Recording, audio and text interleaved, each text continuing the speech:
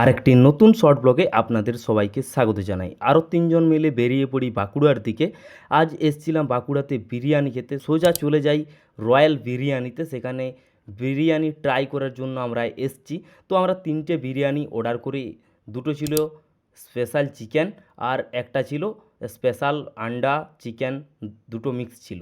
তো আমরা অর্ডার করি। তো এখানে দেখতে পাচ্ছ চিকেন চাপ, এখানে চিকেন বিরিয়ানি, খুব সুন্দর ছিল বিরিয়ানিটা।